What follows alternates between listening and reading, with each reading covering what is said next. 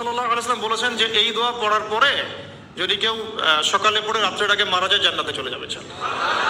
রাতে পড়ে সকালের আগে ইন্তেকাল করলে জান্নাতে চলে যাবে। আমি ইস্তেগফারের আপনাদেরকে 2-3টা দোয়া শিখাই দেই আগে ছোট্ট করে।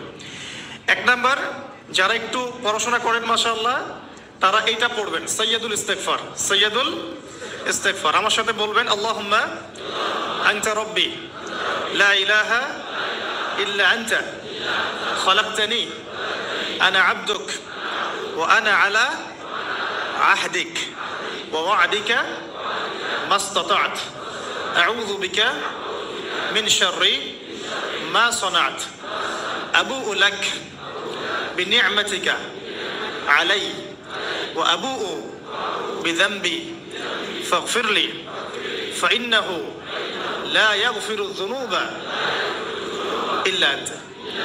এই যে আমরা গত লেকচারে বলেছিলাম যে আমাদের ইবাদতগুলো অন্তঃসার শূন্য হয়ে যাচ্ছে এই কারণে, বিকজ আমরা অর্থটা বুঝি না।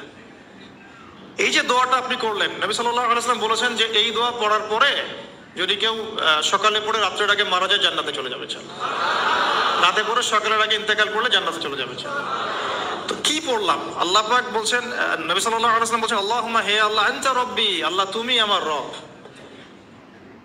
খালাকতানি তুমি আমাকে সৃষ্টি করেছো, আনা আবদুক আমি তোমার বান্দা, ওয়া আনা আলা আহদিকা আমি তোমার সাথে যে অঙ্গীকার করেছি এর উপরে আছি, মাসতাতা'তু থাকার চেষ্টা করছি, আমি সাধ্যমতো থাকার চেষ্টা করছি।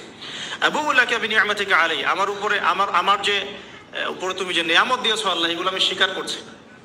হে আল্লাহ তুমি আমার উপর যত নিয়ামত দিয়েছো আমি স্বীকার করছি। ওয়া আবুউ বিযানবি আমার যত গুনাহ আল্লাহ সব স্বীকার করছি।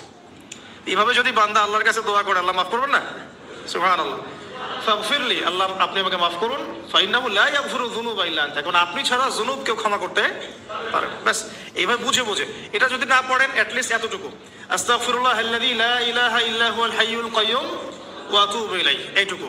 আর এটাও যদি না পড়েন, না পড়াটা একটু লজ্জার যদিও বা, তাও যদি না পড়েন তাহলে বলবেন আস্তাগফিরুল্লাহ ওয়া আতুবু ইলাইহি, আস্তাগফিরুল্লাহ ওয়া আতুবু ইলাইহি। আসুন তাহলে আমরা কাজগুলো পেয়ে গেলাম। এখন আসুন আমরা কেন রোজা রাখছি। নবী করিম সাল্লাল্লাহু আলাইহি ওয়াসাল্লাম এখানে উদ্দেশ্যটা বলছেন, এই দিনে কি করা হয়েছে? মুসা আলাইহিস সালাম এবং তার কওমকে নাজাত দেওয়া হয়েছে, ফেরাউন তার কওমকে ডুবিয়ে দেওয়া হয়েছে। এই তো এই রোজার সাথে কিন্তু হুসাইন রাদিয়াল্লাহু আনহুর কারবালার শাহাদাতের কোনো সম্পর্ক নাই। এটা একটা আকীদা পরিষ্কার করে নেবেন। হুসাইন রাদিয়াল্লাহু আনহুর কারবালার ঘটনা হয়েছে নবী সাল্লাল্লাহু আলাইহি ওয়াসাল্লামের ইন্তেকালের 60 বছর পরে। শরীয়ত ক্লোজ হয়ে গেছে না নবী সাল্লাল্লাহু আলাইহি ওয়াসাল্লাম ইন্তেকালের সাথে সাথে, নাকি আরো শরীয়ত আসবে? তো শরীয়তের কোনো নতুন বিধান কি এরপরেও চালু করা যাবে?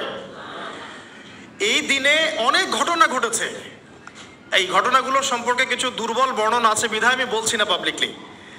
বলা হচ্ছে এই দিনে নূহ আলাইহিস সালামের কিস্তি, ওই যে কিস্তি প্লাবনে ভেসে ভেসে এই দিনে জুদি পাহাড়ে এসে নোঙর পড়েছে, এরকম অনেক ঘটনা। এই দিনে মুসা আলাইহিস সালামকে নাজাত দেওয়া হয়েছে, এই দিনে ফেরাউনকে ডুবিয়ে দেওয়া হয়েছে, এরকম অনেক ঘটনা আছে।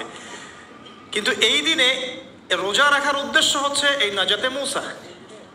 এইটা হুসাইন রাদিয়াল্লাহু আনহুর শাহাদাতের কষ্টে রাখছি না আমরা, ওইটা আমাদের জন্য আরেকটা জায়গা।